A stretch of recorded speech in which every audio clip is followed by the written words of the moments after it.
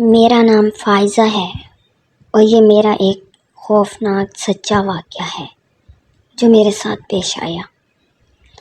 یہ واقعہ 2015 کی سردیوں کی ایک شام کا ہے، ایک ایسا دن جو میں چاہوں بھی تو کبھی نہیں بھلا سکتی۔ میں، میرا کزن علی اور میرا چھوٹا بھائی عمر شہر سے اپنے گاؤں واپس آ رہے تھے۔ گاڑی ہمیں گاؤں تک تو نہ لے جا سکی، اس نے ہمیں گاؤں سے کافی دور ایک سنسان جگہ پر اتار دیا۔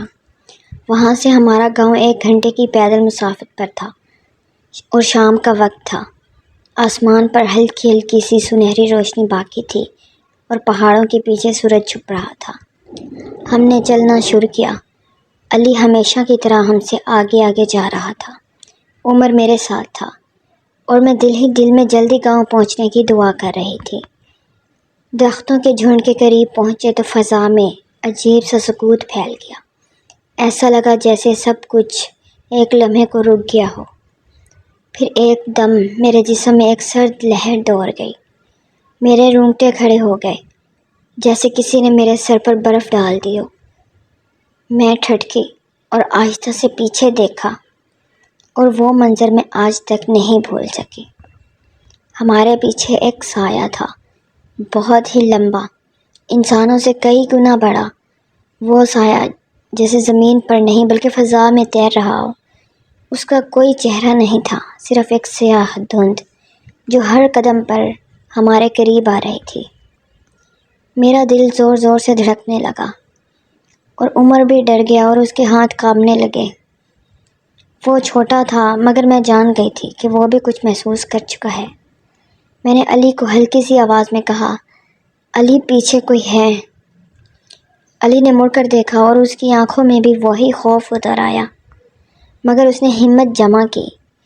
اس نے کہا، گھبراؤ نہیں، میں ہوں نا تمہارے ساتھ۔ ہم تینوں نے ایک دوسرے کا ہاتھ پکڑا اور تیز تیز چلنے لگے، مگر جیسے ہمارے پاؤں زمین سے چپک گئے ہوں اور ہر قدم بھاری لگ رہا تھا۔ سانسیں بے قابو ہو رہی تھیں۔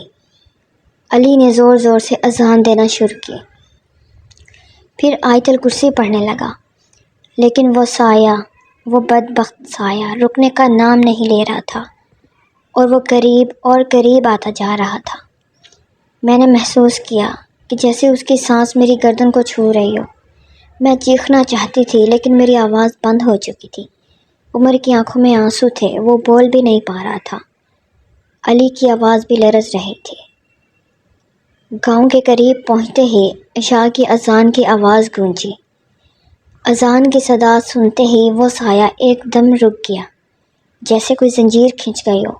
وہ وہیں ساکت ہو گیا اور پھر آہستہ آہستہ پیچھے ہٹا اور درختوں کے جھنڈ میں گم ہو گیا۔ ہم کسی طرح گاؤں پہنچے۔ عمر کو بہت تیز بخار ہو گیا۔ علی بھی چپ تھا اور میں بس لرز رہی تھی۔ امی نے دیکھا تو پریشان ہو گئی، لیکن ہم میں کسی میں ہمت نہیں تھی کہ سب کچھ بیان کریں۔ اس کے بعد کئی راتیں ہم سوتے میں اٹھ جاتے اور دروازے پر ٹک ٹک سنائی دیتی۔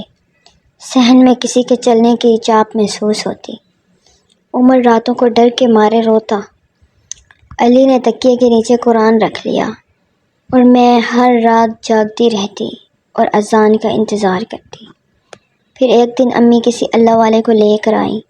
وہ آئے اور دم کیا، آیت الکرسی پڑھی اور بس اتنا کہا، یہ سایہ تمہیں لے جانا چاہتا تھا مگر اذان نے روک دیا۔ آج بھی جب عشاء کی اذان گونجتی ہے میرے دل کو سکون آتا ہے۔ مجھے لگتا ہے جیسے میں پھر سے محفوظ ہو گئی ہوں۔